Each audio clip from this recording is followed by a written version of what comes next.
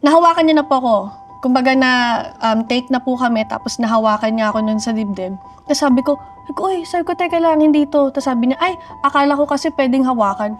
Sabi ko, ha, saan mo nakuha yan? Ang nakakalungkot lang sa side namin na bilang sexy actress is iniisip ng mga lalaki na nanonood sa amin na porket Viva Max artist kami, porket na naguhubad kami, akala nila pwede nang hawakan lahat. Nag-iinarte ka, naguhubad ka naman na. Ayun nga po, nagiging tingin ng tao is, ayun nga, iba. Minsan nga, pinapresyuhan na kami, ganyan.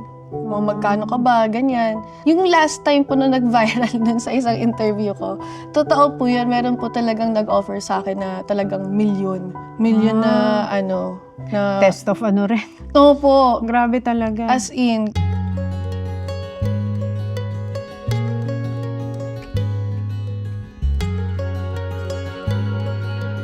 Hi, Ram! Ay, Welcome hello po. back! Hello, Tony. Hello! Hello po. Halika. Paano ka napasok sa pag-aartista? Na-discover ako ng manager ko noong time na nasa modeling side pa po ako noon. Minessage niya ako noon na sabi niya, bakit hindi ka mag-join sa Viva? Hindi ko muna siya tinanggap. Kasi noong time na yun, may boyfriend ako noon. Ibang lahi din po, kaya hindi rin siguro agree sa mga ganun. So, hindi niya maiintindihan. Opo, Korean. After 1 year, minessage ulit ako ng manager ko noon. Sabi niya, sige na, try mo. Sabi niya, malay mo, dito ka sumikat, ganyan-ganyan. Sakto po noon, parang malabo na rin yung relasyon namin ng ex ko noon. Sinubukan ko. Bali, nag-join ako ng Viva nang hindi niya alam. Nagka-problem yung relationship. Opo, bali, meron na rin naman po talagang problema. Tapos, kumbaga ako, parang sinecure ko yung sarili ko. Sabi ko, syempre, bago man kami maghiwalay, kailangan, meron akong naka-standby na pagkukuhaan ko ng pera. Mm-mm. Kasi pinag-stop niya po ako for 3 years. Kasi live-in po kami. So, wala din talaga akong ipon. As in, wala. Oo po. Hanggang sa nagising ka na, sabi mo, kailangan mo ng sarili. Oo, kailangan ko na rin talaga. Kasi paano kung iwanan niya ako? Paano yung pamilya ko?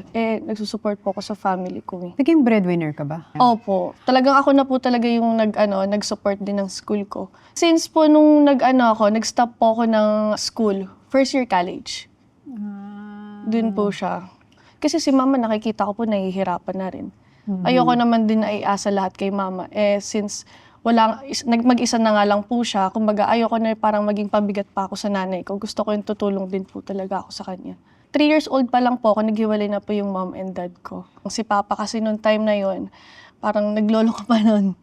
So, lagi sila nagtatalo sa pera, tapos si papa noon nagsusugal.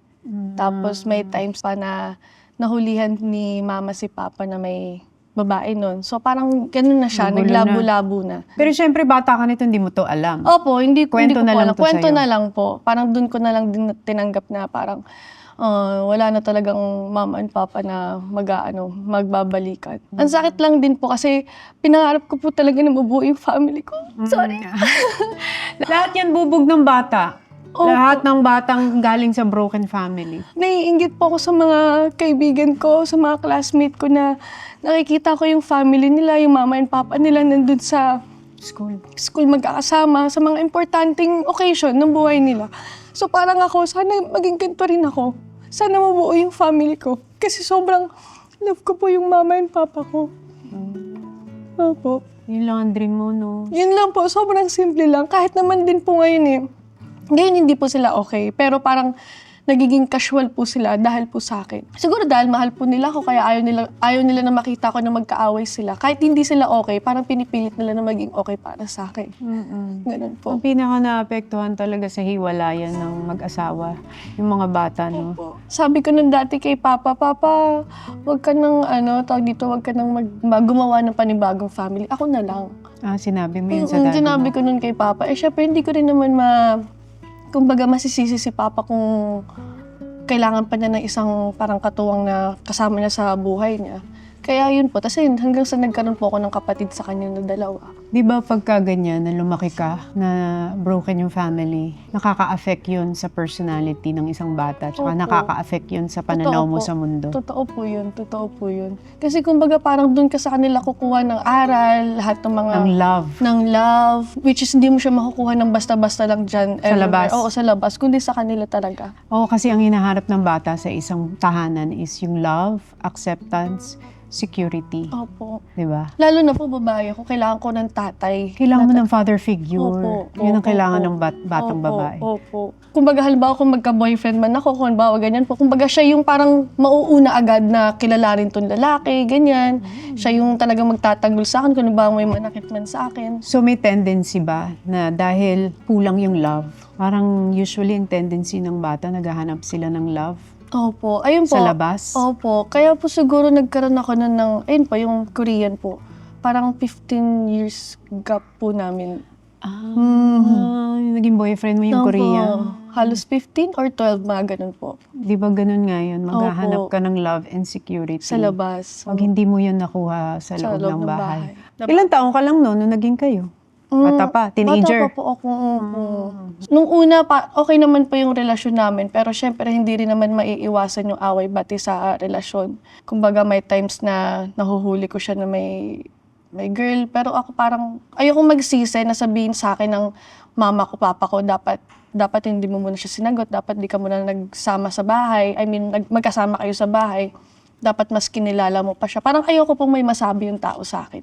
Di ba kapag breadwinner, kung ano-anong trabaho pinapasok? Totoo po.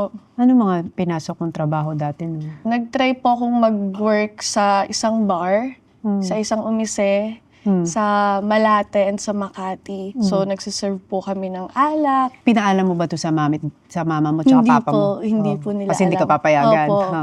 Tapos, parang mga ilang buwan din po ako nag-work sa ganun. Tapos hanggang sa nag-Japan din po ako. Gano'ng katagal ka sa Japan? 3 months lang po. Kasi Ba't di ka parang- tumagal?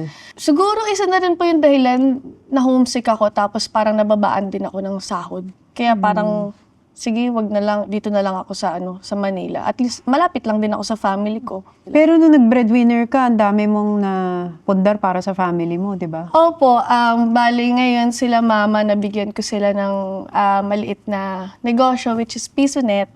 Ayun po, ano siya, computer shop po siya na parang hinuhulugan siya. Yes, yes.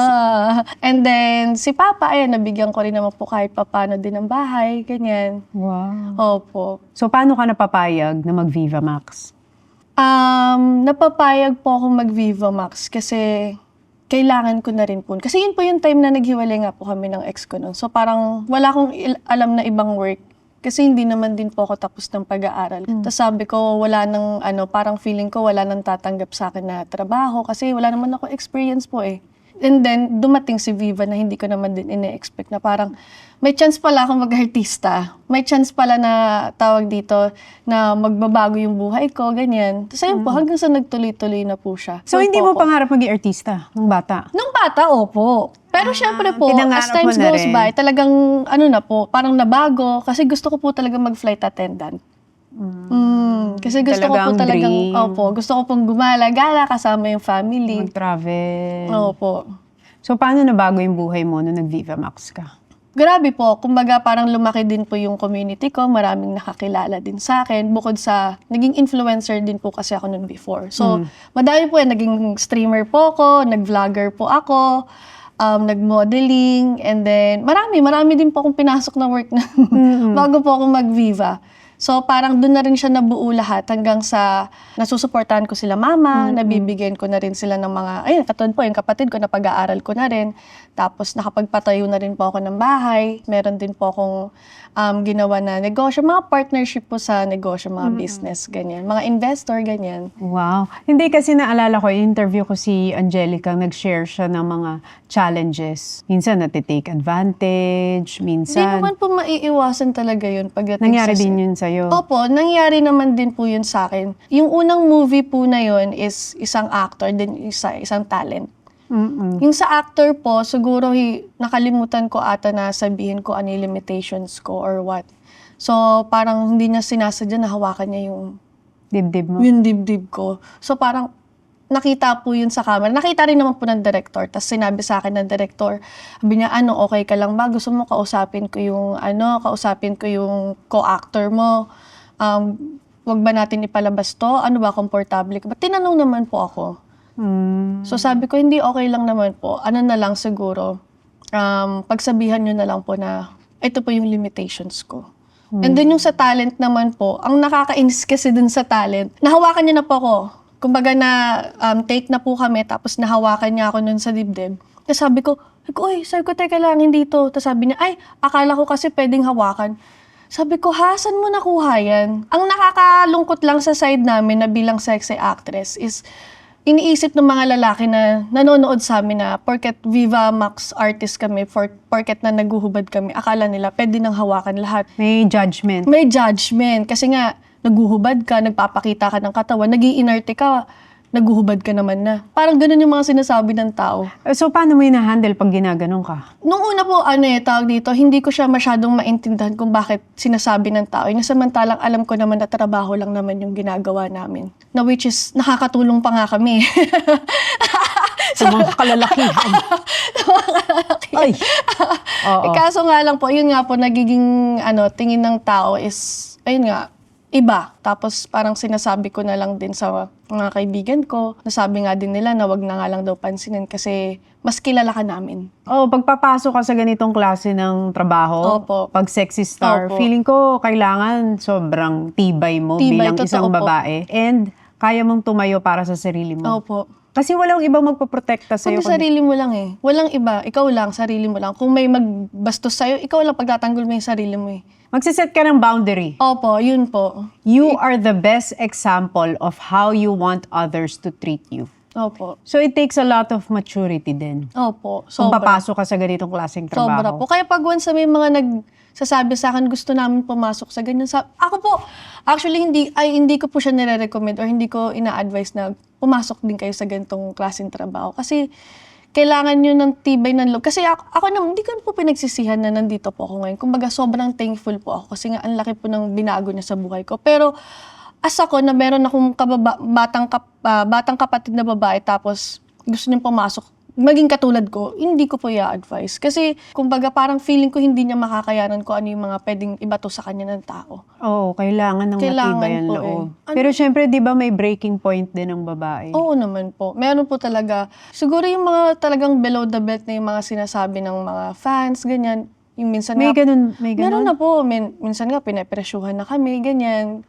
Mga magkano ka ba, ganyan. Yung last time po na nag-viral dun sa isang interview ko, totoo po yun, meron po talagang nag-offer sa akin na talagang milyon. Milyon na na... Test of ano rin.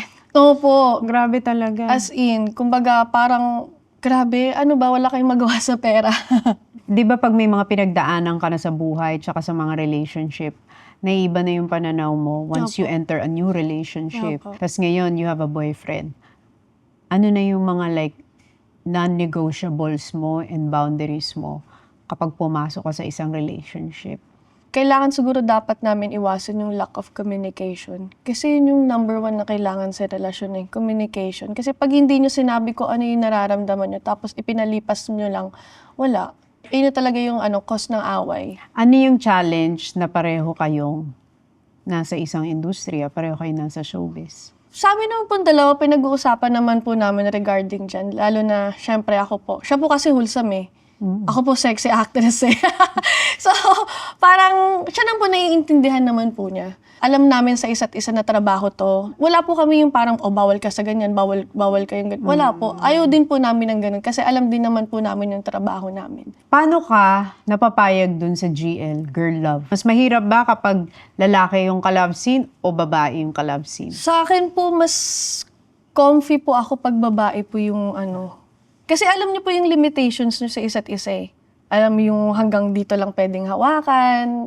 Kasi Pag di ba? babae. Opo, kasi normal naman po, di ba? Bawa sa mga ibang girls, bawa kahit hindi sa trabaho, kumbaga pag nasa labas kayo, bawa may magkikiss kayo magkaibigan sa lips, yung parang normal po as a girl, ganun. Parang playtime lang, Oo, parang mga playtime fun-fun. lang, fun lang, ganyan. Yung parang mag-i-smack lang, mga ganun po. Minsan ng guy, hindi nila alam, bawal pala to. Yung katulad po yung nangyari sa akin. Nasosobra. Nasasobrahan. Lalo na pag sobrang tense yung eksena. Eh, ang babae, alam nila. Alam Kahit po nila. sobrang intense. Opo, alam po. Tsaka nag-uusap po kami. Oh, babe, ganito gawin natin ganito gawin natin. Oh, ito yung position number 1, position number 2. Ano yung pinakamahirap sa trabaho mo? Ngayon po, habang tumatagal po ako ngayon sa sa pagpapasexy, yung po, paghuhubad. Parang, oh my God, parang sa utak ko, parang tama na.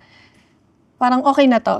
Pero ako naman po, hindi ko naman po kino-close yung door ko. Pero given the chance, ano ang dream role mo? Gusto ko po mag-comedy, mag-horror, action, ayan po, drama. Ano po, iba-ibang genre. Ngayon po kasi talagang nalalove ko na rin po talaga ang acting. Kumbaga talagang pinag-aaralan ko na parang nagre-research pa po ako. Nakikita mo na yung art. Nakikita ko na po yung art.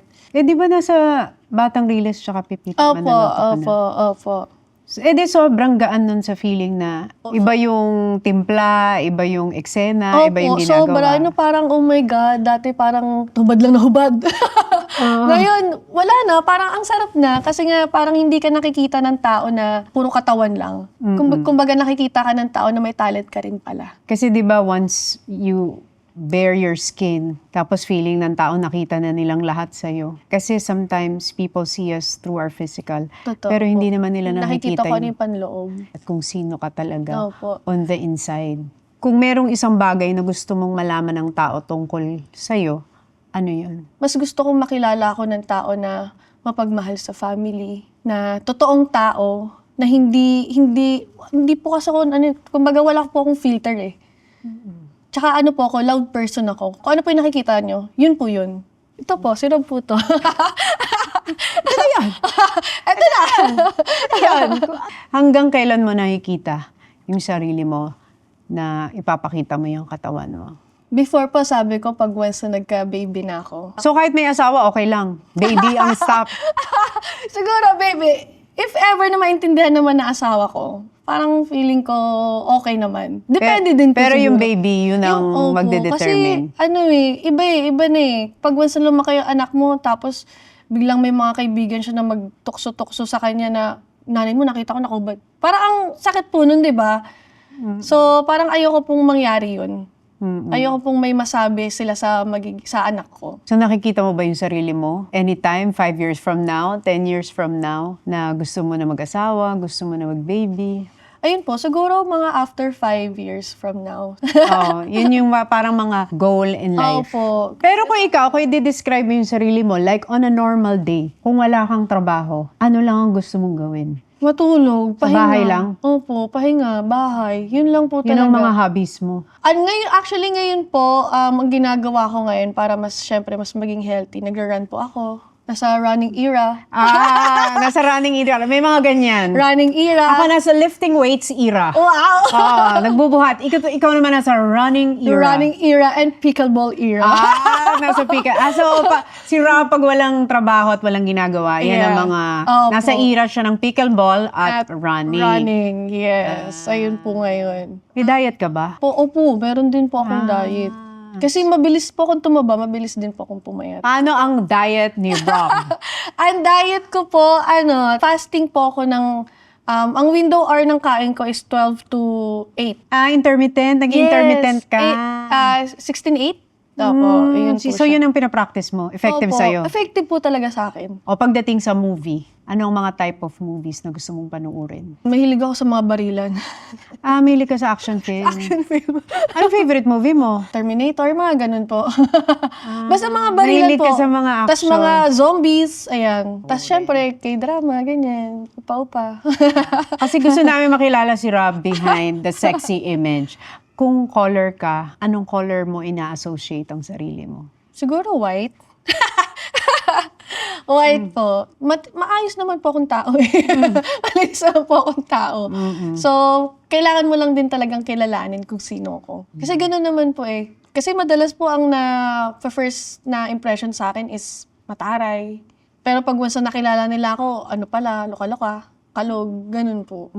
May pagka-strong yung... Strong yung features ng mukha. Ganun. Yung arrive, parang nakaka-intimidate sa lalaki. Ganun ba ako, B? Charing.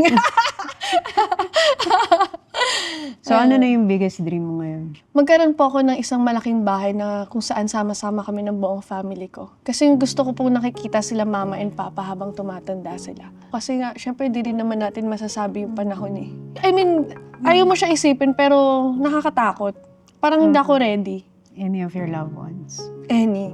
Yung parang ito nga lang po yung sa tito ko nun. Parang ang nangyari po, namatay po siya. Tapos dun pa lang po kami nagsama-samang buong magpipinsan. Kumbaga dun ko natulungan yung side ng papa ko dun sa tita ko. Bali po yung tita ko po tsaka yung tito ko po. Sila po yung nag-aalaga sa akin ngayon. Sila po yung kasama ko sa bahay. Tapos driver ko po. Parang nakakalungkot. May kailangan pang mawalan na isang tao para lang may mabuo sa nawala sa pamilya. Parang ganun po. Parang yun ang biggest fear mo ngayon. Sobra po. Losing your loved one. Opo. Parang akin mawala na lahat. Wag lang talaga yung loved ones ko. Parang ganun.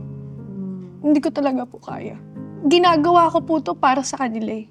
Lahat ng gusto ko na nararating ko, nararating din nila. Lahat ng napupuntahan ko, gusto ko napupuntahan nila. Lahat ng kinakain ko, gusto ko kinakain din nila. Ganun po. Kasi ayoko po makita ng ibang tao na yung mama mo, yung papa mo, yung relatives mo, ganito yung buhay, tas ikaw, ang ganda-ganda ng buhay mo. Ayoko pong nang ganun. Gusto ko po lahat kami, kung ano man lahat na nararating ko, nararating din nila. Kanina sabi mo, ang tingin sa misconception sa sexy star, parang wala na, pariwara yung mga buhay dahil naguhubad. Pero ngayon na nagkausap tayo, tinanong kita kanina paano mo gustong makilala ng tao. Ngayon mas nakilala ko na si Rob. Bumabalik siya dun sa childhood niya. Gusto lang niya ng masayang pamilya. Kasi yung dream mo nga, hindi ka nag-dream na gusto ko magkaroon ng ganitong movie, gusto ko makapunta sa ganitong bansa, gusto kong maging ganito. Ang biggest dream mo is mapagsama-sama yung buong pamilya mo. So, yung ka talaga. Gusto ko po lahat sila nakikita ko. Na nandyan lang. Pag bababa ako kada umaga, gusto ko nandyan sila. Sama-sama kami sabay kakain. Yung kasi yung dream ng batang Rob. Wala po akong ibang pinangarap kundi mabuo lang yung pamilya ko.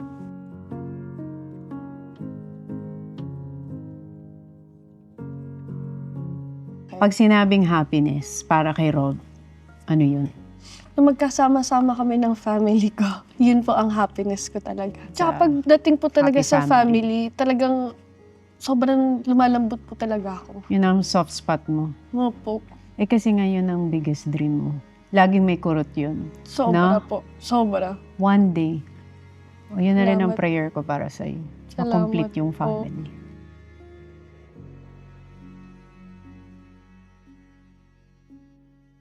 Thank you for watching! Thank you for liking this video and thank you for subscribing. And most importantly, thank you for forwarding this video to someone who needs it.